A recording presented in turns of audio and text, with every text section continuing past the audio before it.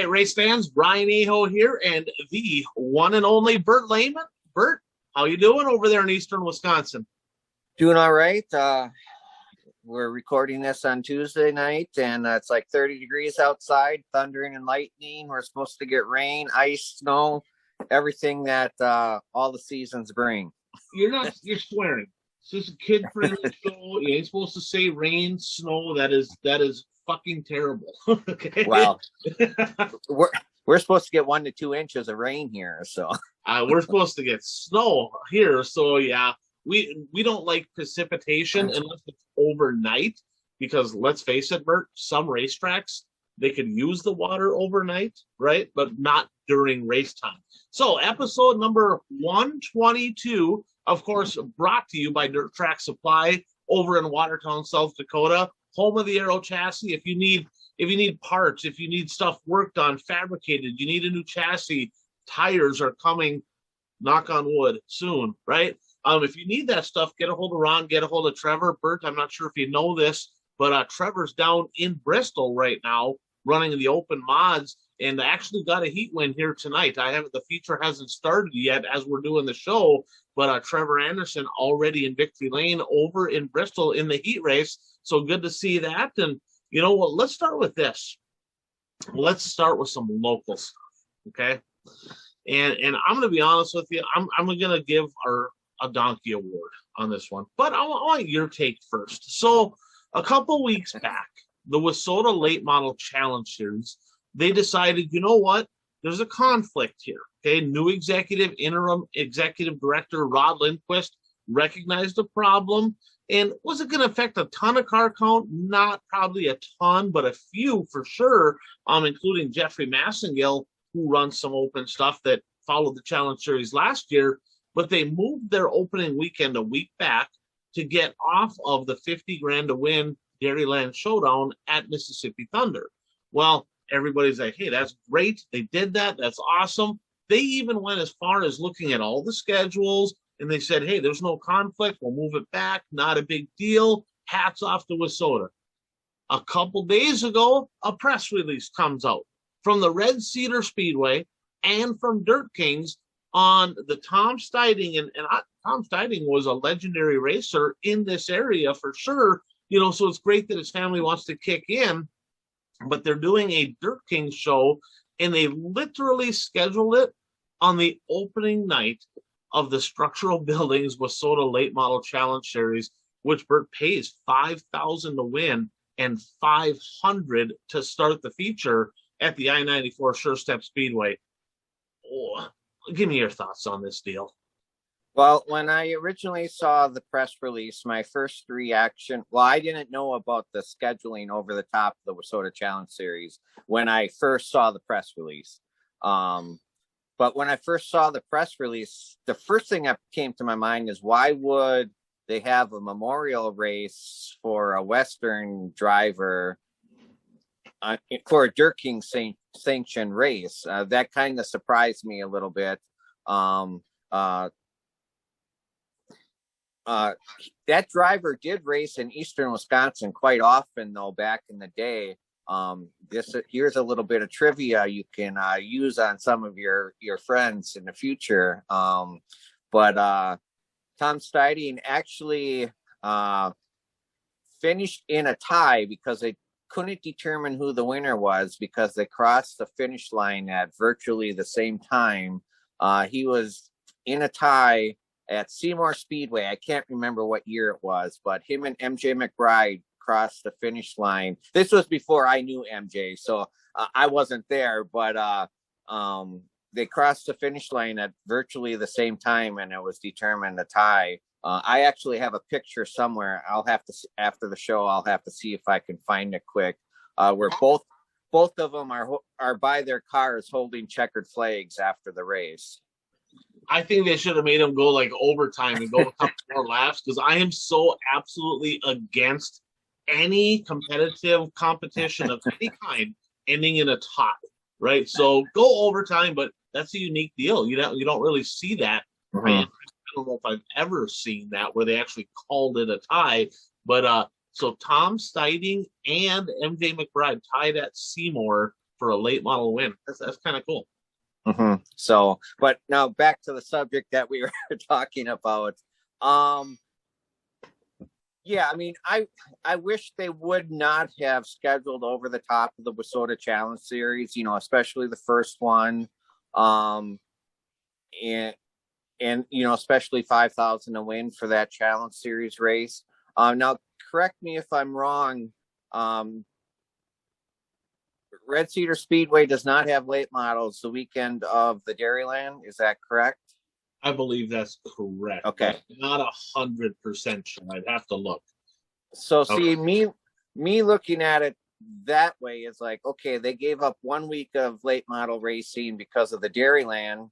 So it's like, are they supposed to give up another week of late model racing because the organization that's supposed to look out for them scheduled a late model race on a Friday night, which is typically a Menominee night of racing.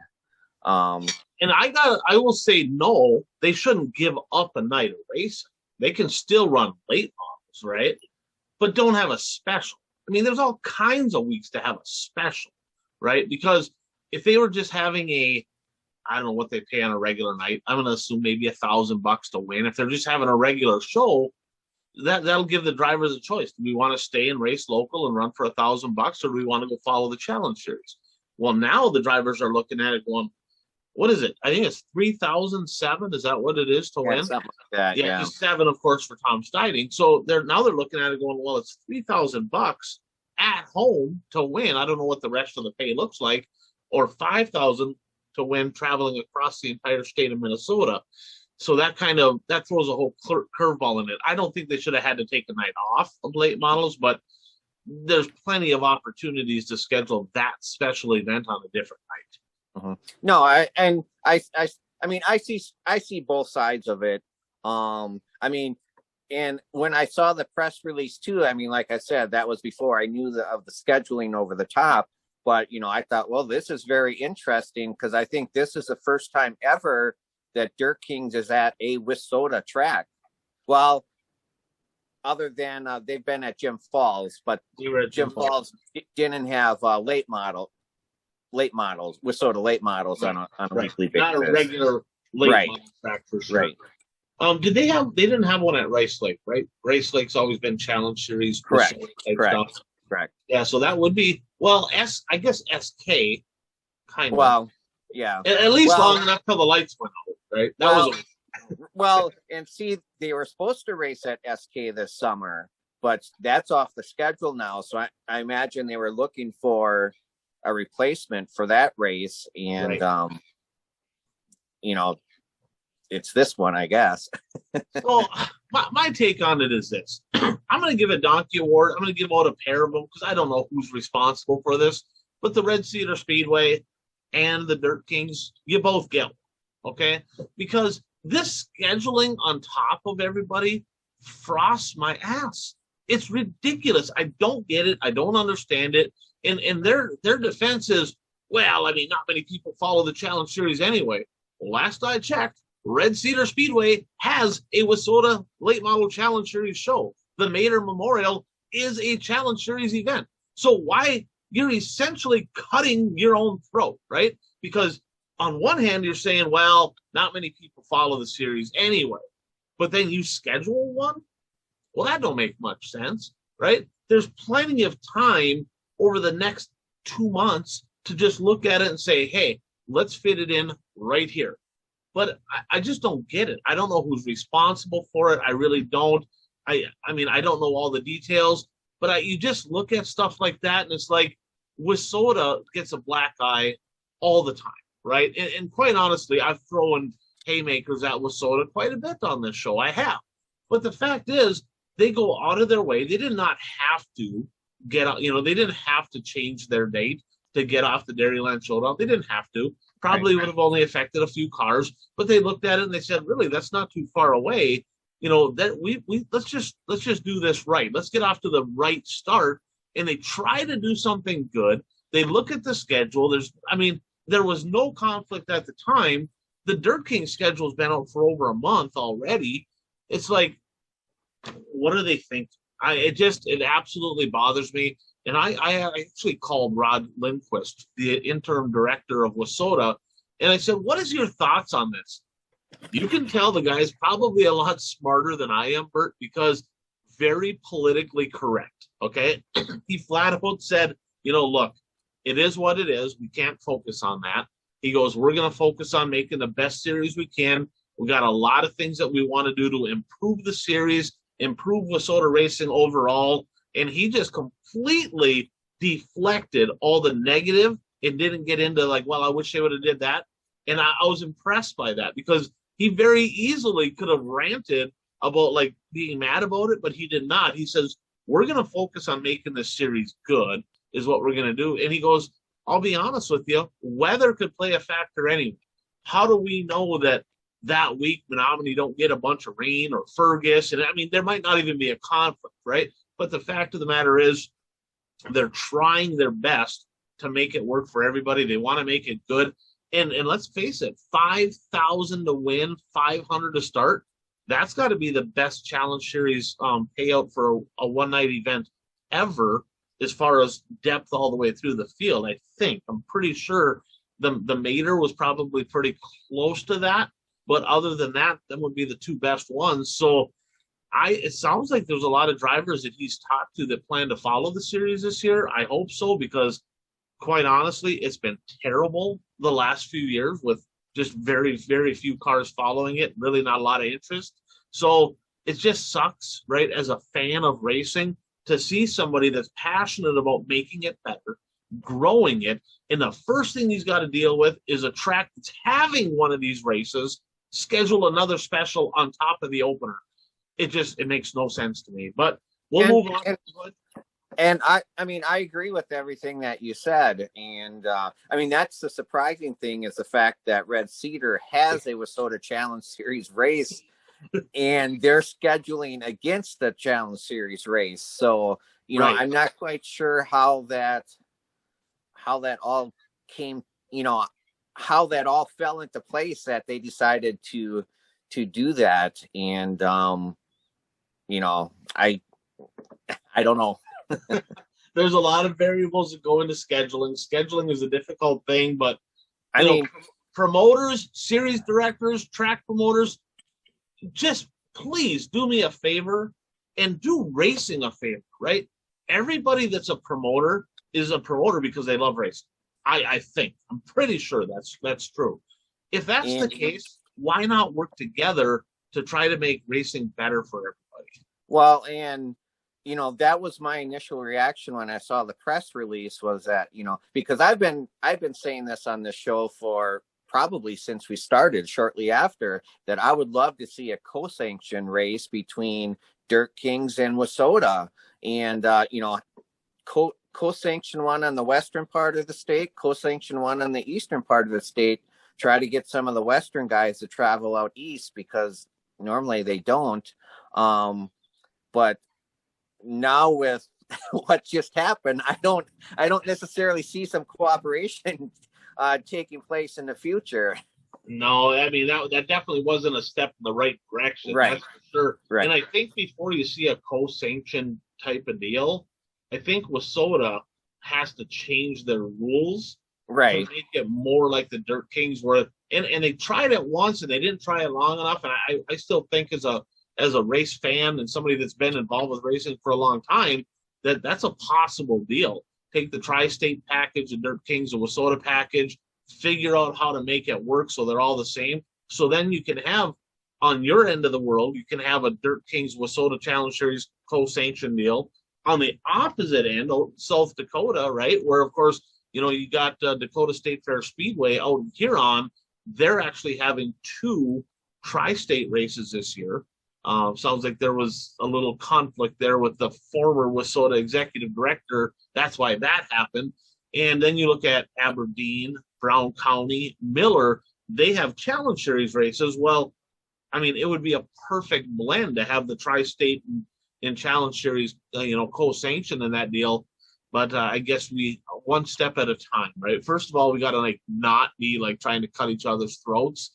I mean, come on, that just got to end. It really does. It's really got to end. So let's move into something a little bit more positive.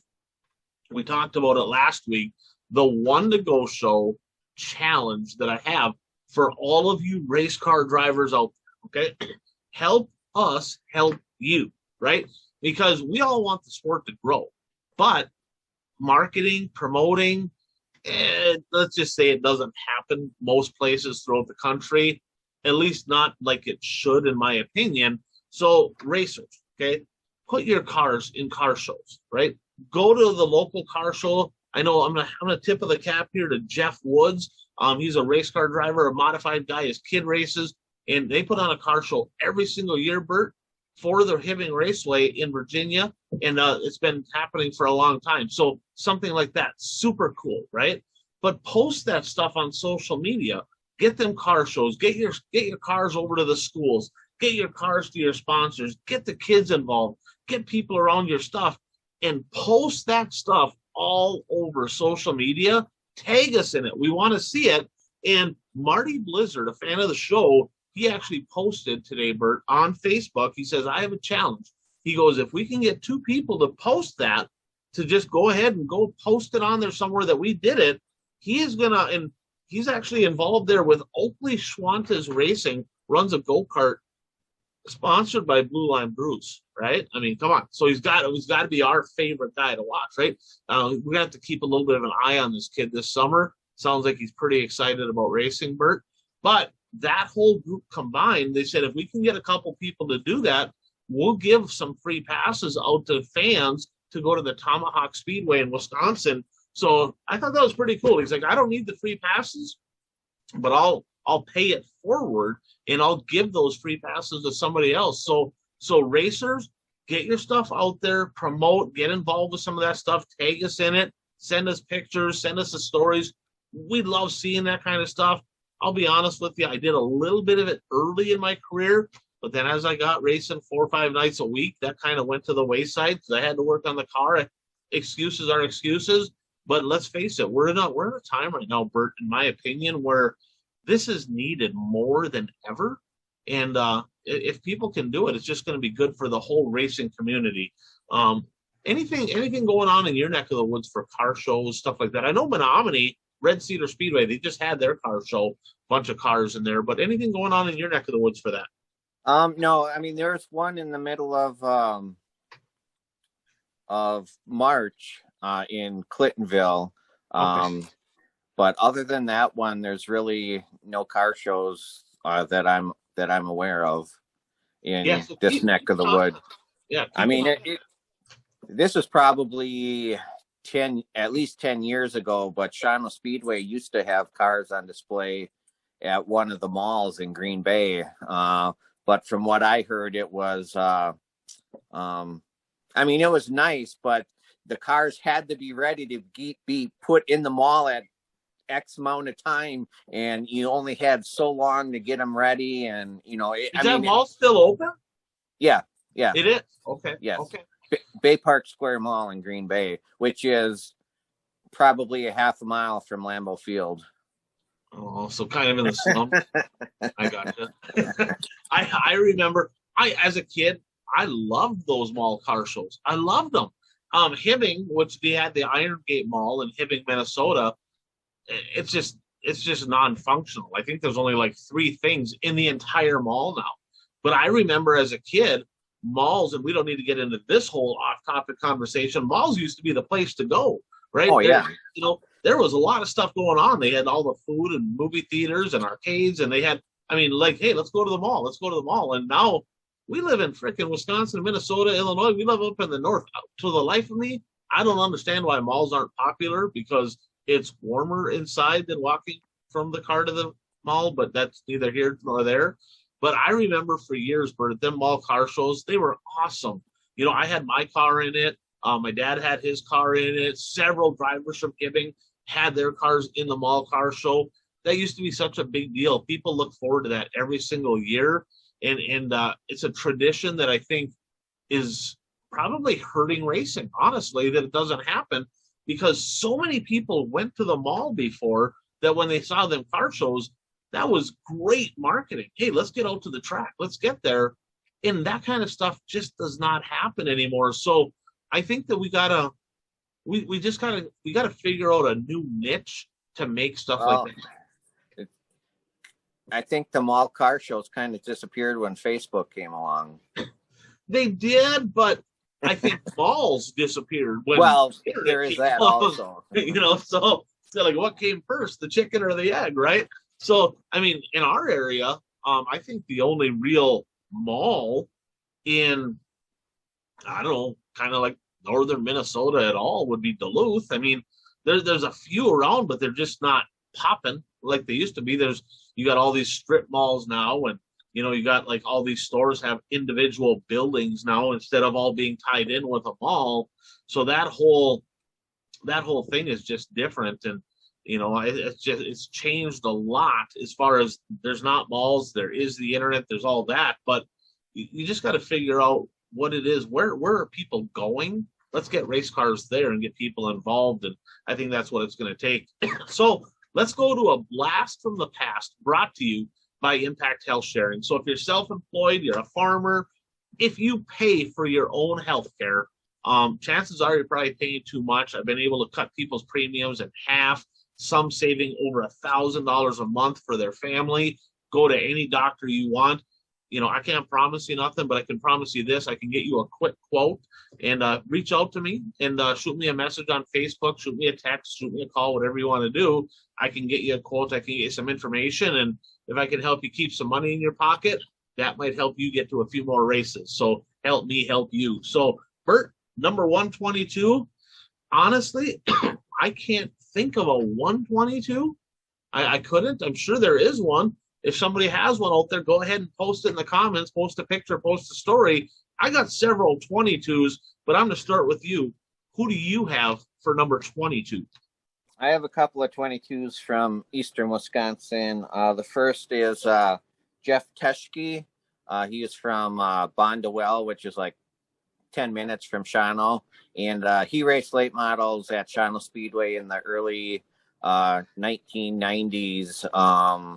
And probably one of the memories I have of him was at the end of the year, a lot of the Shawano late model drivers would go race at Marshfield the week after the weekend after Labor Day. Marshfield always had a special when it was a dirt track, and he went there one year, and I think a car stalled entering corner one, and he didn't see it, or he couldn't stop in time, and he just plowed into it and really messed up his car really bad. That was a big pass. That was another big half mile, another big half track. Now, was that pre-WISSOTA 100 era or post-WISSOTA 100 era? Because I remember that 2 weekends after, so it was a weekend after the World 100, the WISSOTA 100 actually started at the Marshfield Super. Right, yeah. This would have been after that. This would have been in this probably would have been in like 1993 or somewhere in that range. But yeah, and then the other one I have is IMCA modified driver Joe Hafferkorn. He was from Norway, Michigan, and he drove to Shawano Speedway every week to race when the IMCA modifieds were first introduced at Shawano Speedway. And here's some more trivia. He won the first ever IMCA modified feature at Shawano Speedway. Okay. Interesting. So all you IMCA fans out there you go. I'm still kind of bleeding WISSOTA mostly, but it's all right. We'll give them some love. So Bert, I'm going to start with a little trivia for you. This driver won the Mopar Million, which I think it still may be, and for sure it was at the time, the largest paying World of Outlaw sprint car race, 2003 at Eldora. Blaney? 22, Bert. Number 22. Not 10. The Wild Child, Jack Todenchild, right? So I didn't know what his number was. Yeah, So I tell you, Keith is going to be awfully disappointed because, I mean, come on.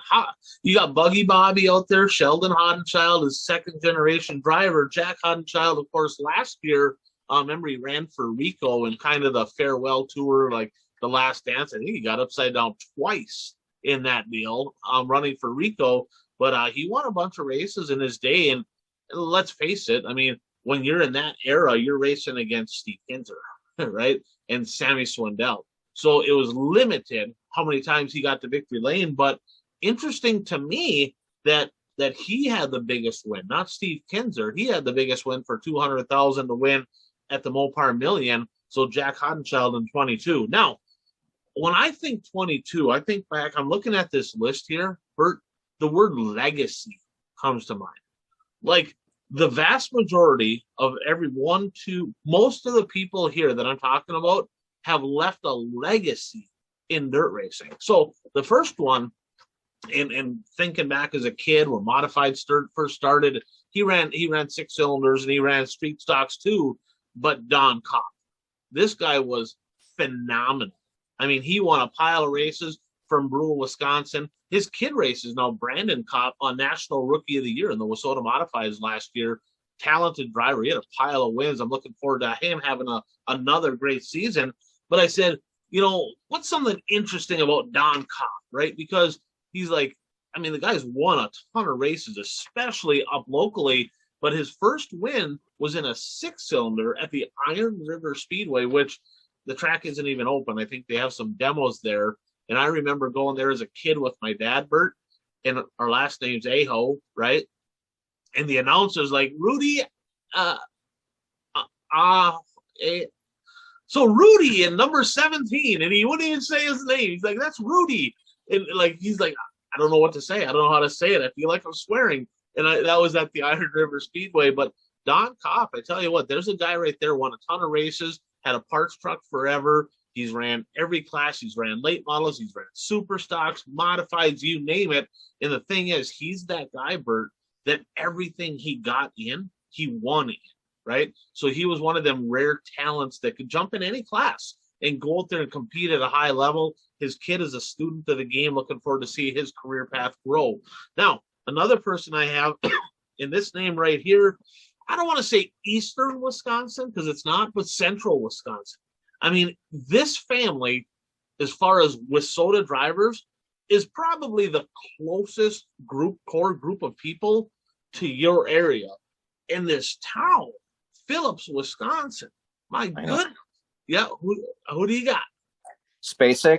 The Spacek family. So, of course, you had Jeff and Randy Spacek. Randy retired now. He ran supers forever. Jeff ran supers, and then he's still running a modified. And then their kids, Cole and Terrence Spacek, I'm telling you, this family as a whole has won so many races. I mean, it is absolutely unbelievable. I remember as a kid going to the Cedar Lake Speedway for the 100. I want to say they had a pair of white cars. They were both 22. I think Randy's had a blue number and Jeff's had a red number. I feel like their cars were in Performance Bodies at one point years ago in the old Performance Bodies catalog. I thought that was pretty cool, but they've won a ton of races. And Cole Spacek, I mean, he's gone on. He won a few big ones up at the ABC Raceway. And Terrence Spacek, mark my words right now, he's going to be one of the top 3 Wissota Superstock drivers of the 2022 season. That kid was on a tear last year. Fairly limited schedule, but just about every single special he ran up front. Should have won the Wissota 100, Bert, but he broke at the line, broke a set of gears.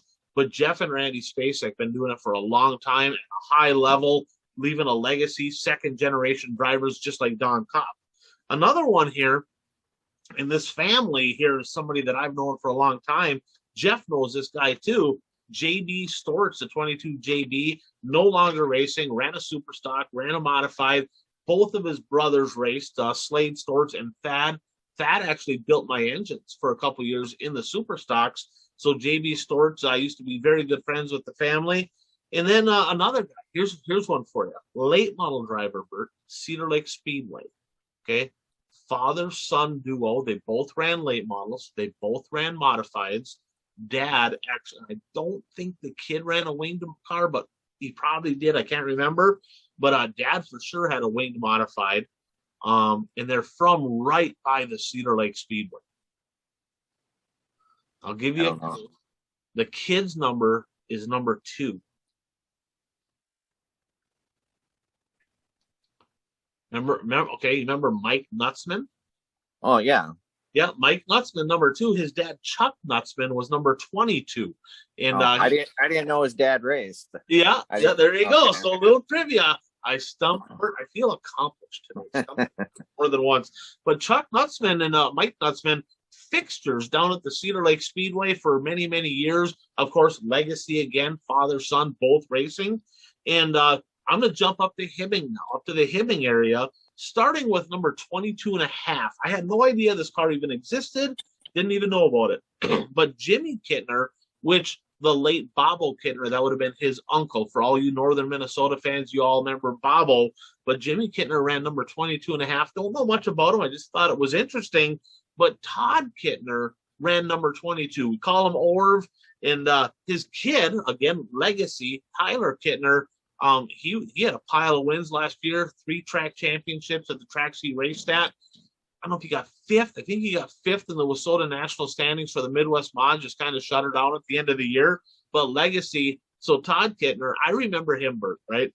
This guy was volatile, talented racer, the kind of guy, interesting fella, right? And what I mean by that is he's the kind of guy that if you needed some help working on something, at the drop of the hat, he's there. He has helped so many people that race at the Hibbing Raceway, working on their cars, setting their valves, you name it, he does it, right? Has had his own auto shop.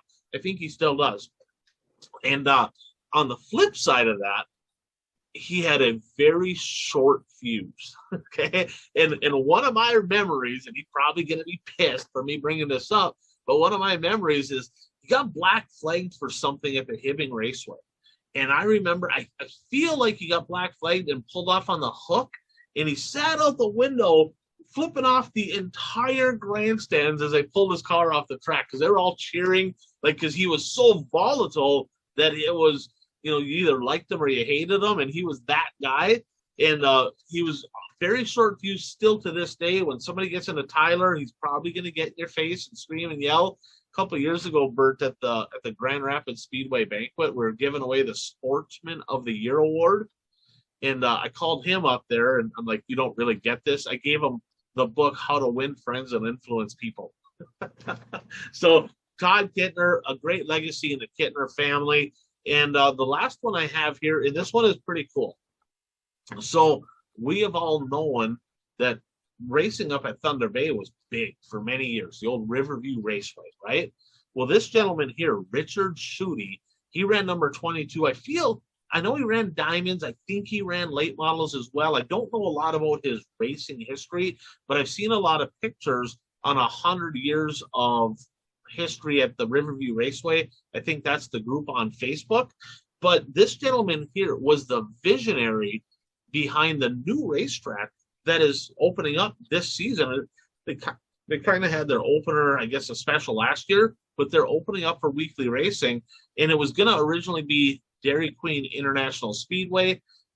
I feel like he owned some Dairy Queens or something like that and was kind of tied in, but he kind of got the ball rolling for Thunder City Speedway in Thunder Bay, Ontario, Canada. So Richard Schutte leaving a legacy behind getting that ball rolling. And I tell you what, man, the atmosphere of racing at the Superior Speedway, the Gondik Speedway in Superior, Wisconsin, I'm telling you, when the borders are open and all that, and you have a big special, I bet you 25 to 30% of the fans are from Thunder Bay. They travel well, and for years and years and years, when racing was strong up in Thunder Bay, racing was strong in northern Minnesota because they all came down. They raced on Wednesdays up there. So I'm super excited for racing to be back. And speaking of that, I got a little tidbit here. Late model driver, legendary, not Tom Nesbitt. Sorry. Okay. The other legendary late model driver from Thunder Bay is Joel Kreiderman. He's in a modified this year. Sean Polanowski, who raced a 316, he's ran lates and mods. they have 2 cars. They're each going to run them. So the Northern gentleman, Joel Kreiderman, is going to be in a modified this year. Super excited to see him back behind the wheel. He's way older than me, so I guess if he can come back, maybe I can get in a car too. We'll find out. But I guess the legacy from Richard Schutte, opening up a new racetrack, super cool stuff. So a lot of history there, Bert, with number 22. But let's jump into the national recap. Okay, a little bit of racing going on over this past weekend. This recap brought to you by Brad Parson. So farmers, the snow is melting. It's that time of season. You got to get your stuff in the ground. Planting season is coming. He has solutions for you. Whether you're looking to increase yields, increase profitability, both, whatever, get a hold of Brad. Been racing late model, raced super stock. I think he raced super stocks as well. Pretty sure he did. I should know that, but I'm pretty sure he did. He's a late model guy now. But the fact is, he has the products out there that are proven. 15-year track record in the Dakotas, in Minnesota. He's helped a lot of people. A lot of people are speaking very highly of the yields they're getting.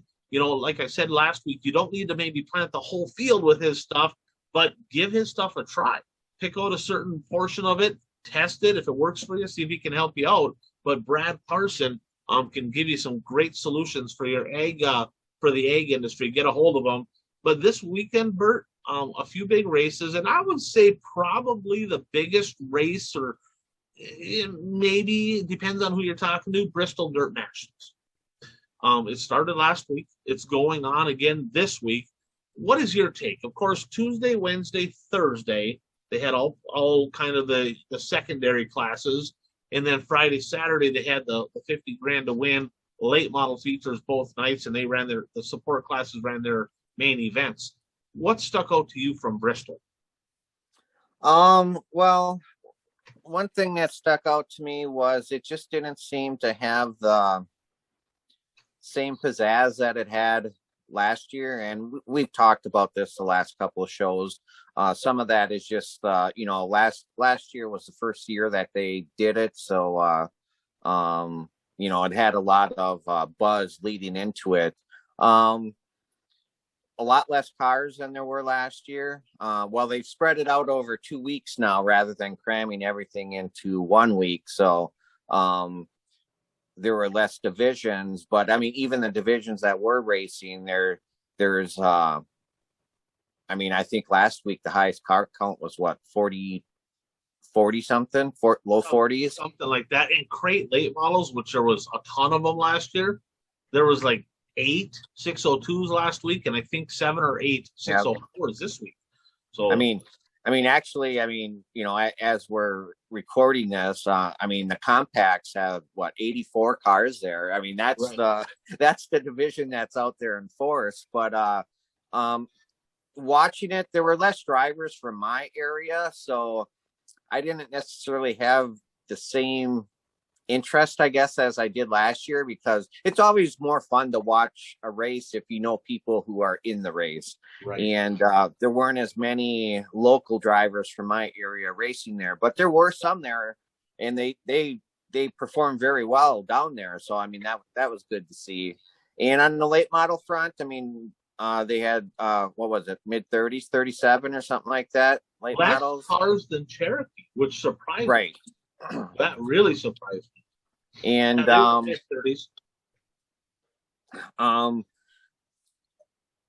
saw some comments from late model drivers, and they were happy with the track. It was much smoother than it was last year.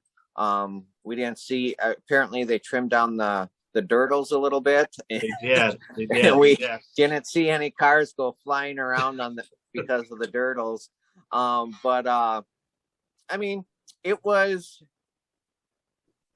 It was good racing for the track. I mean, it's a big high bank track, so there's not going to be a lot of passing. It's fast, but not necessarily a lot of passing. Davenport put on a hell of a show night one. What do you go, 21st to 4th or something? So something like that, yeah. I mean, there was passing to be had.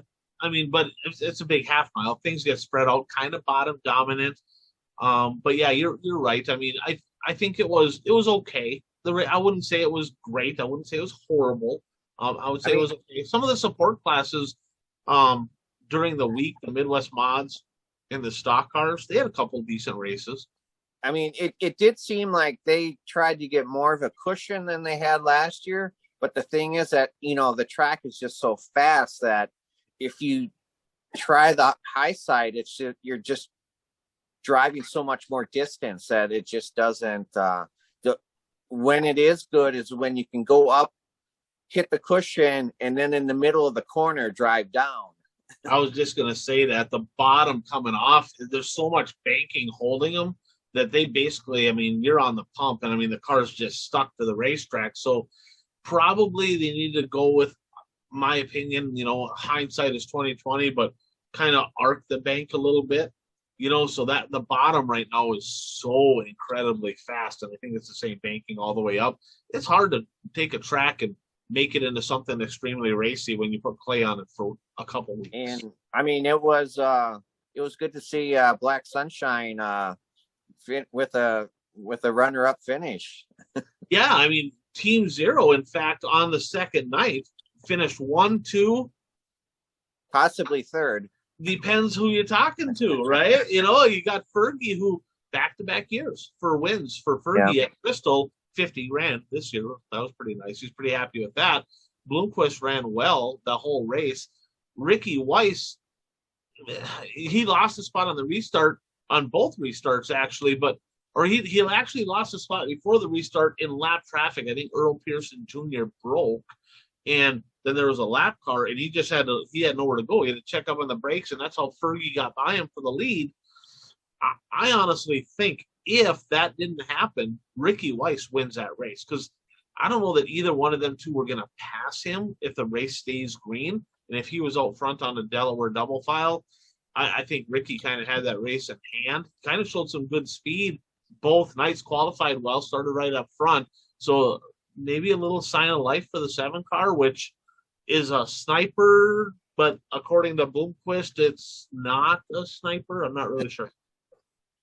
Yeah, he got to comment in that it's a 0 car. So he's like, he ain't built his own yet. I thought that was kind of bold. I didn't know what to think of that. I'm like, wow. And of course, Chaz put that together, right? So yeah, it's kind of one of them shots. And Ricky's following that whole series. He's planning on it. So I don't know that you want to start pissing off your followers literally the first weekend. So I guess it is what it is. He kind of laughed it off, is what I heard. I don't know the whole details, but I've heard that some of his cars are just Bloomquist cars converted. I've heard that some of his cars are completely new. I don't know the whole story. I'm not in that shop, but everybody's got an opinion on it. I want to give a shout out to Brock Runwall, a Midwest mod driver from Wissota country, went down there and flat out dominated that A main for 5,000 to win, and parked it in victory lane there, had a really good solid week down there, but they teched like crazy. Like, he showed pictures, and I don't think he got tore down. I think that was just an actual tech, but his engine was all apart, right? Intake off, pan off. They went through the 2G car with a fine-tooth comb, and he says, hey, hats off to my engine builder for building me a legal piece, because it's all in pieces right now. And so he was legal, but interesting in the main events over the weekend, modifieds, several of them, I think 3 of them, maybe 4, deck heights were all high. So they, and interesting, they all got docked 2 spots, right? So including the driver who won the race, Shane DeMay. Yeah, including the winner. Now, one driver, Oringer, I think is what his name is, Timmy Curran's car, they actually got disqualified. Okay. And I'm like, well, how's that? How's he get disqualified for deck height? Well, according to Barry, they were messing with the car. I don't know what that means. I don't know if they were trying to bounce on it or if they were trying to get the deck height lower, but evidently they were in the tech area doing something they weren't supposed to. So that's why they got DQ'd. But from what I read online, IMCA started a new deal last year where things like wheelbase, deck height, stuff like that is not a DQ. It's a 2-spot dock. I don't know how I feel about that, right? I mean, I don't know how I feel about that. What is your thoughts? I mean, if you're illegal, I mean, and let's face it, I mean, a 1/4 inch high on deck height isn't going to be a determining factor on winning a race. It's just not. An eighth inch short on wheelbase, probably the same thing, because it's, especially cars get all that roll steer in them anyway. Not a probably a huge determining factor. But if a car's caught not meeting specifications, should they be disqualified, or should they be docked 2 spots? What's your take on that? Well, this is the first that I've heard of the IMC. I mean, I'm not an expert on IMCA rules, so this is the first that I heard that, you know, that last year they changed it to docking at 2 spots. And yeah, I'm not sure how I feel about that either. I mean, my feeling is, if with that change, they must agree that the deck height really doesn't make a difference. But if you don't meet the standard, you're going to get penalized somewhat. Well, I'm curious to see how it's going to work. Is it going to work that way for if you're light, right? If you're 5 pounds light at the scale, are they going to dock you 2 spots or DQ you? What's a DQ and what's docked? I don't know. If you're if the winner gets docked 2 spots and you're the 4th place driver, are you mad because you technically lost to a car that's not meeting the rules? That's interesting. Yeah. It was interesting to me. We'll see how that plays out. I'm going to kind of watch the IMCA banter over the course of the season to see what the buzz is like on social media when in relation to that. I know this was not an IMCA race, but sounds like IMCA adopted that, and then he just kind of took that into his own hands to do it at the XR races. Kind of interesting to me. The stock car race, Dallin Murdy dominated. That's that kid. Remember last year he won, and he pulled into town. They had the big parade for him. Well, he won again. He got docked 2 spots as well. Not DQ'd, but he was deemed illegal.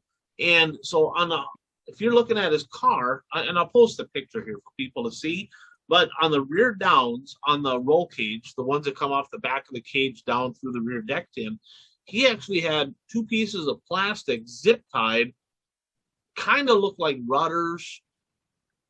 I don't know. I mean, they probably had nothing to do with anything as far as performance.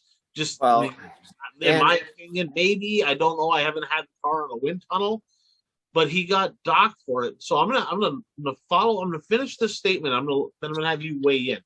So the big debate was this: he had that ran it last year. There's pictures of it, right? There's video. So he ran it last year at Bristol, no issue. He ran it Tuesday. He ran it Wednesday. He ran it Thursday. Won a prelim feature, was through Tech, never said a word, right? And then he comes across Tech at the main event that actually pays, and they docked him there. Thoughts? Well, my thoughts is what happened last year is not part of this equation, because that was last year. But the fact that he had it on the entire week and went through Tech several times throughout the week and nothing was ever said. So, I mean, if nothing is ever said, it must be okay. And then, they gonged him on Saturday. And to me, though, he is so fast. I mean, he's above everybody else that was racing. Why even put those on in the first place? I mean, you're so much faster than because he started mid-pack, and he was leading, I think, the first qualifying night, and then something broke.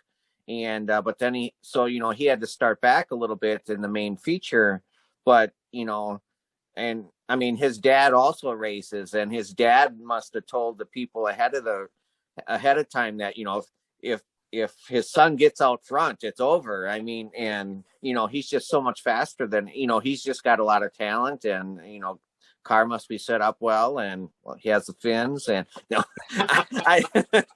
I don't think the fins had anything to do with how fast he was. It's one of those things, and I get it. He's young and whatever, and myself, right?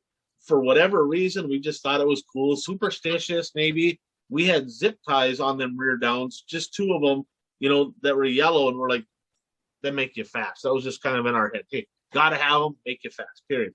they didn't affect nothing. It was just a mind thing, right? Mhm. We even had before that, where I went down to Florida, and I'm not going to take credit for it because I saw it on Jared Lander's car because I followed him around the racetrack at East Bay until he got a flat tire and let me by, which was very nice of him. And he had these deer ribbon streamers underneath his car, right? These fluorescent orange, that roll of deer ribbon streamer. He had them underneath the car.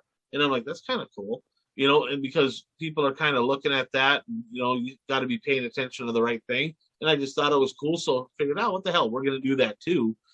And I remember with Soda at the meeting, they're like, hey, we're going to ban those. And we kind of made a mockery of it, right? We kind of joked around and they just kind of blew the whole deal off. In fact, what happened, Bert, so at lunch, we had the agenda. And on the agenda, right, it said ban ribbons under the race car, right? So me and John Callis from Michigan went to the local hardware store and picked up some deer hunting ribbon. And we came back, and Crash Carlson, who was the promoter at the Proctor Speedway, loved the guy to death. We made him up like the ultimate warrior. We had ribbon around his head, around his arms, and literally as just right before that meeting was coming back into session after lunch, we pushed him in on a luggage cart into the WISSOTA rules meetings, pushed him through there, and we're like, well, this ain't distracting, is it? And we're like making a big scene, right? And I remember Lane Roberts from Wilmer, he stood up, he goes, are we even going to freaking vote on this stupid shit? Come on, let's just move on to the next thing. End this topic, moved on to the next thing. It never even got voted on. Some of the people at WISSOTA were not happy with me because they're like, we made a mockery out of the whole deal because I was the only guy that had it, right? And it was Billy going, you can't have that kind of stuff. It's like, it didn't matter. We just kind of did it to be a smartass or be dumb or funny. It's kind of the same thing here, right? It doesn't affect nothing. It's two fins going this way, right? They're not even like pushing air down onto the deck tin or nothing. When they first said fins on the back, I thought it was something facing down so the air would come down to the deck. It wasn't even like that. Now, I'm not going to say it has no effect. I don't know that. Again, I'm not at the wind tunnel, right? But the fact is, it's drivers, you just got to be smart, right? I mean, dang well that some tech guys, if they can DQ you for something, they're gonna. If it doesn't affect the car, if you don't need it, don't run it. If you want to put it on there, talk to the tech guy, say, can I have these on there? Is it a big deal? Then if they tell you that you can DQ you, now you have grounds to be pissed off. But I think he learned a valuable lesson. He's dang lucky. He's lucky, right? Because he could have been just DQ'd altogether. They gave him third, right? So he still got third. Now, he still wanted to win. I don't know these people from the Man on the Moon. I don't know their financial situation. I know some drivers' financial situation, and if they drove all the way there, they needed that check. I don't know them at all, so I don't know that to be true. But he wanted the trophy. But I think he learned his lesson. But I'm going to flip it around to this. Donkey award to tech guys who pulled this bullshit, right? Because seriously, like you said, you hit it spot on. He ran it Tuesday. He ran it Wednesday. He ran it Thursday. He went through tech. He won. They saw it. Everybody knew it was there, right? Is it that difficult for a tech guy to walk up and say, Bert, look, here's the deal. These fins here, technically by the rules, you're not supposed to have them. Just cut the zip ties off. Don't have them. That's not that difficult. I mean, the purpose of a tech guy should be to create an even playing field for all the participants, not to be out to get someone. Oh, I got him. Come on. So tech guys, right? Just don't do that. If you see something, if there's a big difference between somebody flat out cheating, right, and trying to gain a performance advantage and some stupid body rule, something like that is meaningless. And I get it. Rules are rules. But you don't have to roll that way. They could have very easily walked up to him and said, hey, you got to cut them off, can't have them. Not a big deal. I remember going to Florida with my modified, with John Carpenter's modified, actually, and we got to Ocala, and the UMP tech officials were all there, and they had a pre-tech. And I assume they got pre-tech at Bristol. I don't know that for sure, but I'm assuming they do. And if they have pre-tech, Bert, that's really stupid. If they have pre-tech, okay. But they had pre-tech, and they said, "Hey, you got to fix this, this, and this." Was I happy about it? Nope, I was not. I didn't want to fix stuff, but I was a lot more happy that I fixed it and had a chance to go race. Even Billy Engelstad, who I think it's public knowledge that we don't always get along. I think that's fair, right? Back in the super stock days, you had to have a rear deck. Remember on the back of like modifieds and supers, they used to have that back panel below the deck tin. It was 9 inches high. A lot of cars had that. That was a rule. It had to be 9 inches. Okay. And he came by and he's measuring stuff, and we were always pissed off because he's measuring body stuff, and he measured it, and it was 8 and like 7/8. I mean, it was like an eighth is 3/16 too short. And he's like, "Ryan," he goes, "you're gonna have to fix that." I'm like, "It's like an 1/8 inch." He goes, "Says 9, minimum 9." I'm like, "Okay." I said, "Well, if I just drill these two little pieces off here, the chrome pieces that kind of center over your hood pin studs, if I just move them down on the deck tin, it'll be over 9 inches from the deck down." He goes, "Yeah, that'll be fine."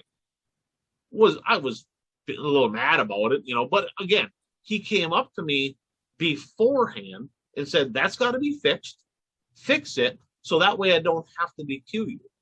That's not that difficult to do.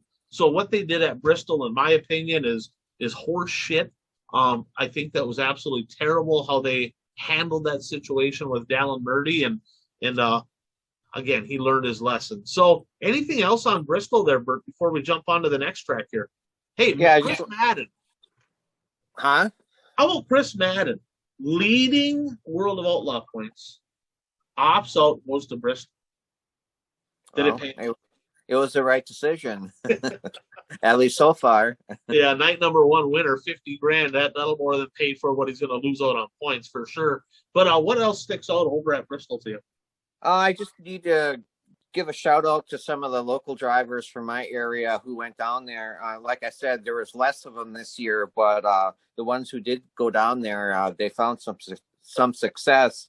Once all the DQs and docking of positions and everything was over in the modified division, the official second place car of Jeremy Hedrick is from Embarrass, Wisconsin, which is like 5 minutes from Shawano. He's a former modified track champion at Shawano. He's raced late models in the past.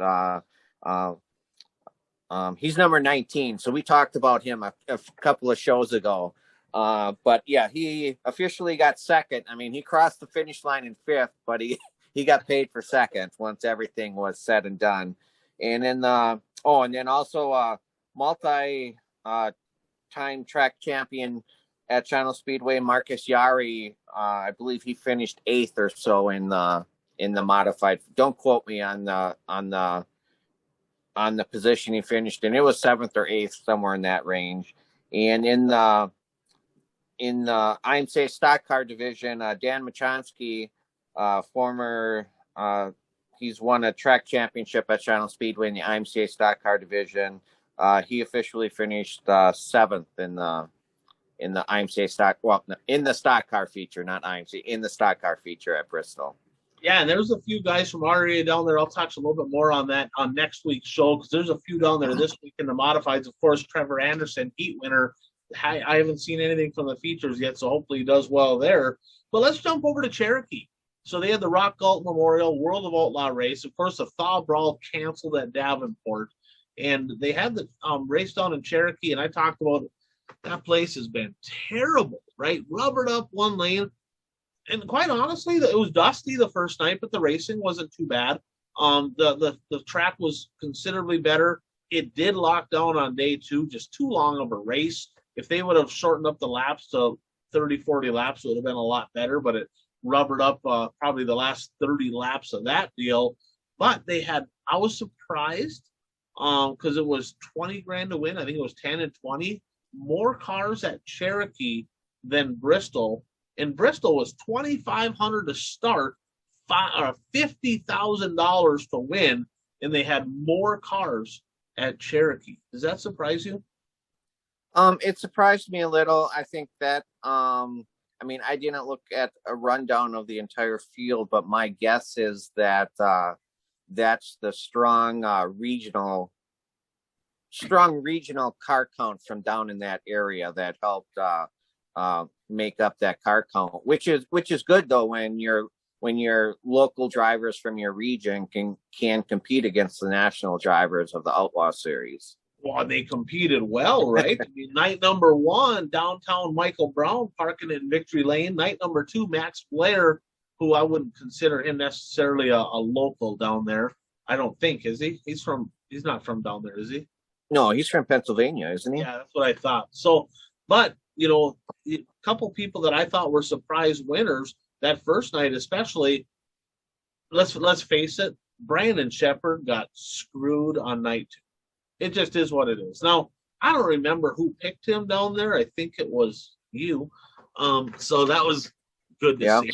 That was okay. That was okay. But kind of what happened there. He's getting through lap traffic. And it looked to me like Brent Larson picked up a push. I don't know if he hit a hole or what. Might have hit a little rut. The car just shoved the nose up the racetrack. Sheppard had nowhere to go. Had to dynamite the brakes to not pile into the side of him. Caution comes out. No fault caution. Brandon Sheppard to the back. His night essentially over. Because it's tough to pass. I mean, let's face it. You ain't going to win from the back pretty much anywhere in that caliber of racing, not very often. And a track like that's not usually the raciest track around. I think Brandon Sheppard had that one in hand. The no fault caution rule, I still hate that rule. We don't need to spend an hour on that. I've talked about that over and over, but that rule's got to go. Cedar Lake has it. It's just got to go. You saw that ordeal. What's your take? Well, I mean, Larson definitely moved up on the track, and I mean Sheppard had nowhere to go once that happened. But when I was watching it, even if Larson doesn't move up on the track, I think it was still going to be a difficult pass for Sheppard to make because he had a lot of steam behind him, and he was right there, and there wasn't a lot of room on the outside. So, it would have been a difficult pass even if Larson didn't move up, but Larson did move up, which, totally messed up Sheppard. Yeah, and I think he moved so far up the track because his wheels were locked left. So I don't know if he picked up a push, hooked a rut, but he went from like a lane off the bottom where he was running to all the way across and all the way up the racetrack. And it was a bad deal. It was a racing deal, and I didn't really see too much drama. They're used to the rule by now. As a fan, I absolutely hate it. As a former racer, I really hate it. But I guess it is what it is. But Brandon Sheppard, he was going to take over the point lead, but Dennis Erb Jr., who's been solid all year, Bert, I have no idea. When's the last time that Dennis Erb Jr. was leading World of Outlaw late model points? I don't know. He's never won it, right? I don't believe so. Yeah, so I mean, I don't wish ill will on anybody, right? But would it be good for racing if he could kind of grow that lead and kind of make something of it? I mean, it would be super cool to see somebody like Dennis Erb Jr. being in contention to win the World of Outlaw title, I think. No, I agree. I mean, I think everybody kind of thinks that it's a foregone conclusion that Sheppard's gonna win the Outlaw title, especially since all these, some of the other drivers have dropped off the tour. So everybody expects Sheppard just, they're almost ready to crown him right now. But it would be good if Erb Jr. could build up his lead, and it would be good for the sport, I think, if he would win the championship. Everybody loves an underdog story, and this would definitely be, not that Erb Jr. doesn't have the talent, but he's going up against the Rocket House car. and he's known as the one-man band. Right. It's him by himself, and then he has Heather that travels with him. Yeah, absolutely. So let's jump off of late models. And did you get a chance to watch anything from Humboldt? I did not see any of that. So they had a rodeo down there, and a race broke out. they got rain. Of course, they canceled the couple weeks before and moved stuff back, and it rained. They had to cancel night one. Bert, it was rough. It was so rough that they canceled the USMTS feature the first night and ran it earlier the next day. I mean, it was, and the track promoter's like, man, I apologize. Sounds like he even called some drivers and apologized. But I mean, spring racing, you deal with some rain, things are soft. It is what it is. Traditionally, that place is smooth top to bottom. It's not usually like that. But big shout out to the Nightmare, Lucas Rodine, the 2021 Wissota Midwest Mod National Champion. He went down there with his SSR Midwest Mod and absolutely curb stomped him. $10,000 richer, won that. In second place, the Cowboy himself on a rodeo track, Travis Sauer, who has a pile of wins. He got second. Several of our drivers from down in that in the Wissota region, but really cool to see Lucas Rodine getting it done. in the world of, or not in the world of outlaw, but in the USMTS reigns, Jake O'Neill, it sounds like he's waiting on an engine, because we talked earlier that he's going to be racing primarily late model stuff. Sounds like he moved to Tennessee, heard an engine. Now he's back in a USMTS modified and class of the field in that 15,000 to win race. Absolutely dominant in that. Jason Good, out of all of our drivers in the Wissota region, the most consistent guy. He's inside the top 10 in the points. He was right around 10th place in both features. Tyler Peterson, who we talked about, winning at Gateway, your national champion last year in the Wissota Mods. He finished on the podium in the first feature. He got third. So Wissota drivers representing well and some good racing to be had. Of course, this weekend they were going to go to Webster City. That is canceled due to weather. They just don't want to put them on a track like that. But let's close out our session here on recap with the World of Outlaw sprint cars. They finished up a 6 race. One of them rained out, so it turned out to be 5. But they're swing out in California. Bert, what stuck out to you with the World of Outlaw sprint cars? Once again, good racing. Once again, Brad Sweet did not win, and and I can't remember which race it was, if it was the first one or the second one, but when the top 3 cars get taken out in one accident, I thought, okay, my pick Brad Sweet's going to win a race, and he still couldn't win a race. My guy was leading, right? I had gravel. That was night number 1. Yeah. So Buggy Bobby Sheldon, I don't know what happened there. He was running in the back and he crossed it up, and 3 of them piled up. Like you said, top 3 drivers out. It's like, really? And so Sweet you ended up getting the points for that. Oh no, you did not. No. You did not, because Jeff had hot sauce, Giovanni Scelzi, who got his second win of the year, second of the swing even, and he made it 4 for 4. And then night number 2, though, they went to overtime because there was a last lap altercation. Really good race. Really, really good race on night number 2 on the World of Outlaws. And David Gravel ended the streak, right? California was looking to go 5 for 5. And I believe it was Macedo that was challenging him, who is a California guy. So it was very, very close to being 5 for 5 for the California drivers. Well, David Gravel wrecked it. In both of those races, Macedo was very fun to watch. I mean, he was using the cushion, and he was it was the first race where him and Gio, they swapped the position. Macedo did a slide job first, and then the next lap it was a slide job. And then I don't know if you caught the winner's interview with Gio, and he said when he did that slider, I was going to do that right back to him in the next corner. I tell you, those sprint cars, they don't disappoint. Of course, the heat races just started here tonight. They're at Vado in New Mexico. So as soon as we're done with our show, I'm going to flip on the World of Outlaws and see if I can catch the feature.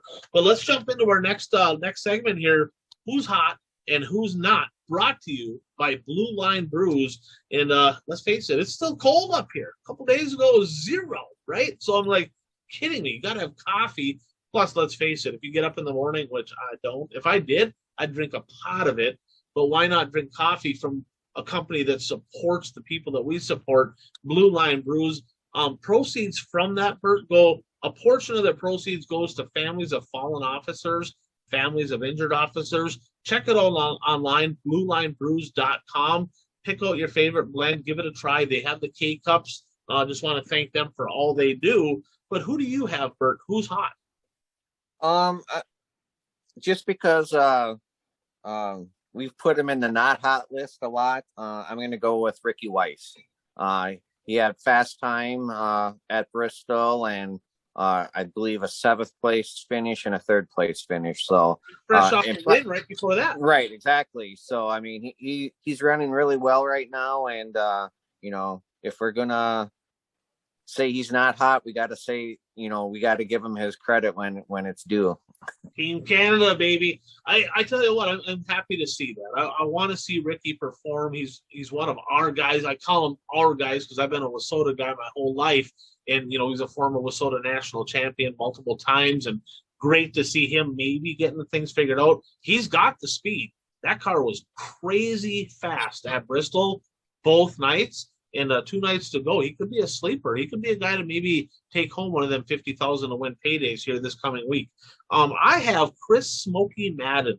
So he had, coming into this, he won at Volusia, and then he won at Cherokee, and then he leading the World of Outlaw points, jumps off the tour, says, I'm taking a chance, I'm going for the money. Night number 1 at Bristol, $50,000 richer.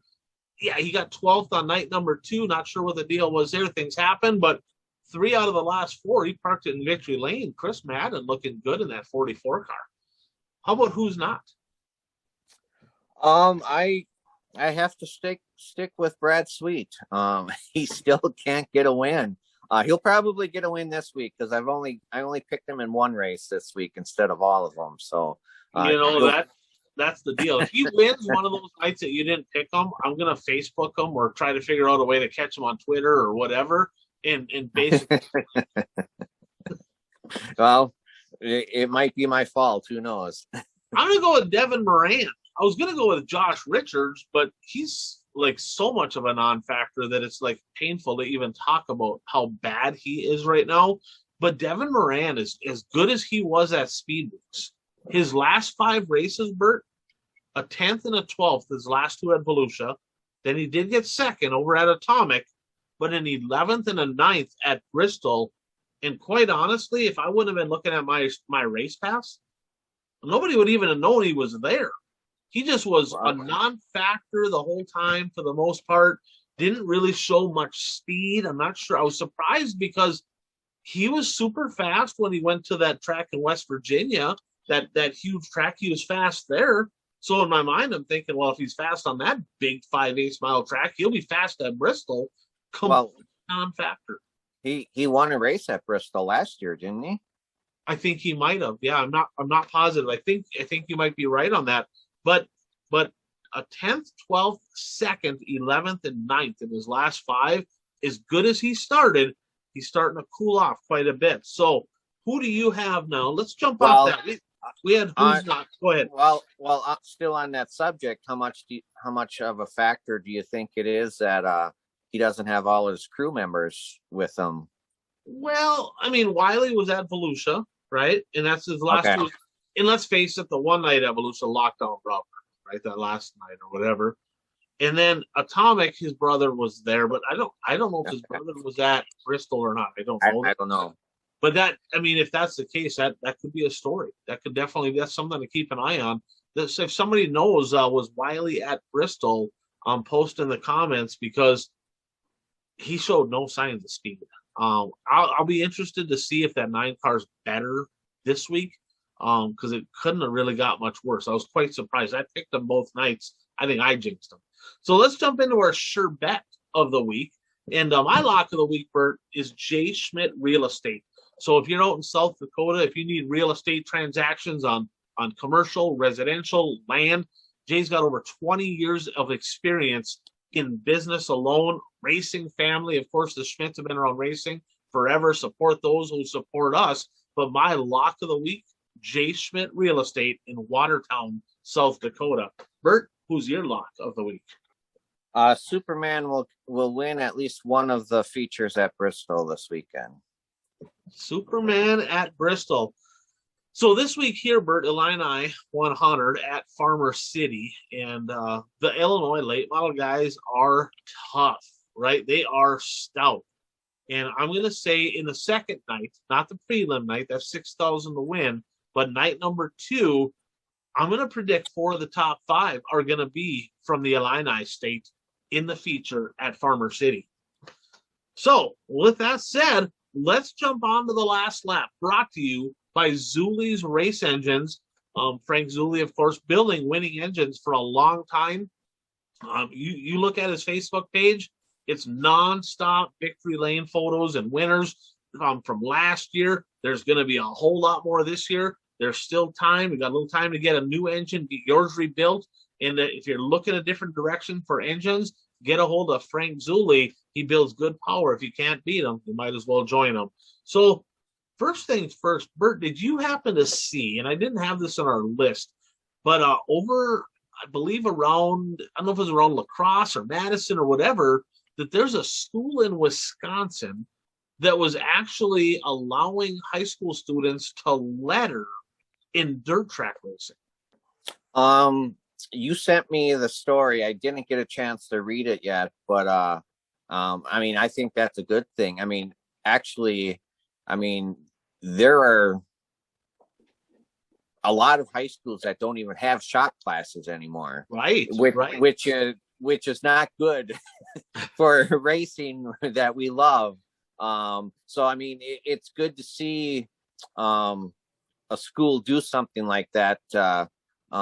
Maybe not necessarily encourage kids to do it, but I mean, gives them the accolades for participating in it.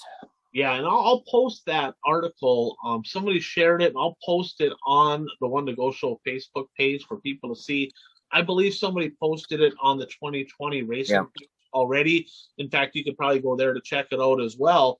But, I was talking to my buddy Jeff Krause. He's like, if that can get interest in racing, that's great, right? Because it's not just the people that might drive it, but all of a sudden you got a few kids from that school that are racing, and it's bringing awareness, right? Because they might get some of their friends to come to the track, and they might get some girls to come to the track. They get more guys to come to the track, right? So it just brings more awareness. So I thought that was super cool, and that's something we need to see more of. And I know Bemidji, over in Bemidji, Minnesota, they have a lot of youth racing over there. That might be something for them to check into with the school district over there to see if they can make something happen. It'd be kind of interesting to see if that can take off, because we need stuff like that. That's for sure.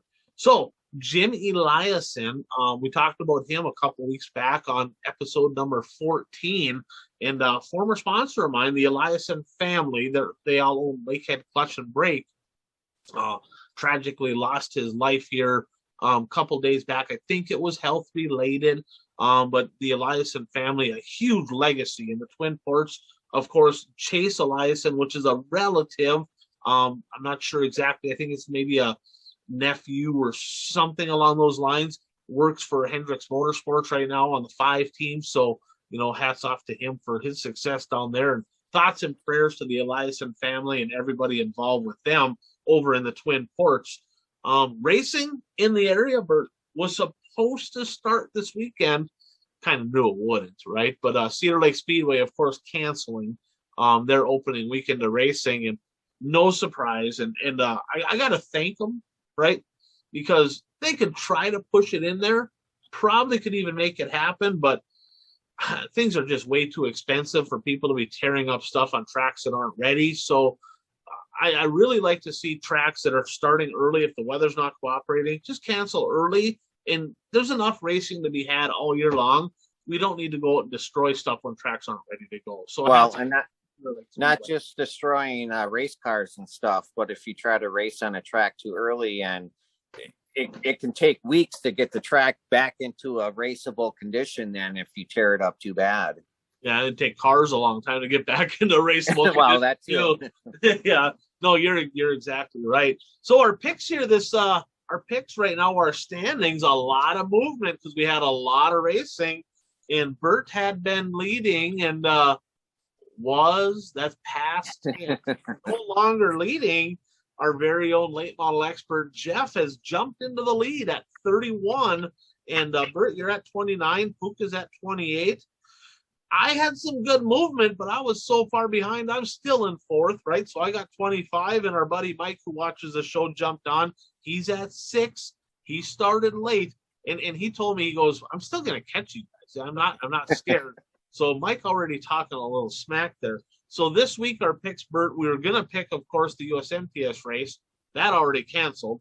So we got Woo Sprints. That's tonight starting out Tuesday. We're doing the show at Vado. And then Friday and Saturday, Lawton, Oklahoma, and Mesquite, Texas. So 3 World of Outlaw sprint car races. The World of Outlaw late models, they're coming to Farmer City, Illinois for the Illini 500. Friday, $6,000 to win. Saturday, $25,000 to win. And then, of course, the Bristol Dirt Nationals, Friday and Saturday, $50,000 to win each of those. So little chance for some movement here this weekend. What race are you personally? What are you looking forward to most this weekend? Probably the Illini. Little track and good competition with the Illinois drivers. I'm with you. I mean, the Bristol Dirt Nationals, a lot of money on the line. Lots of money at stake, right? $50,000 to win both nights, $100,000 to the point champion for the 4 nights. And I think it's Davenport. Is it Davenport, Madden, Ricky? I think is what it is. And they're all separated by 1 point in the top 3. That's going to be interesting all by itself, because here's a question. All of a sudden they're battling for position, right? And they want to win, but how much of a factor will that extra $100,000 for the point deal play on just how aggressive somebody gets in the feature event on Saturday night? Well, I mean, it's going to be in their minds, no doubt about it. Yeah, $100,000 at stake. I think you're going to see some point racing. It'll be interesting. But Illini 100, them Illinois late model guys, of course, 1 and 2 in the World of Outlaw standings, right? You know, Dennis Erb Jr., Brandon Shepard's in second, I think, both Illini guys. So they got some great late model guys over there. So, Bert, a lot of racing to be had. Hopefully spring comes, pushes all the snow out. We can get to racing around here. And I think we'll call that a show. We're both looking forward to that one. Keep an eye on the page. Keeping racers, again, just a quick reminder, get your cars in car shows. Get your stuff out there. Get your cars to schools, get people involved, post those pictures online, tag us in them. We want to see that. Help promote the sport. We all need to do our part, us included. So with that said, I'm Ryan Aho. That is Bert Lehman. Thanks for tuning in to the One to Go Show.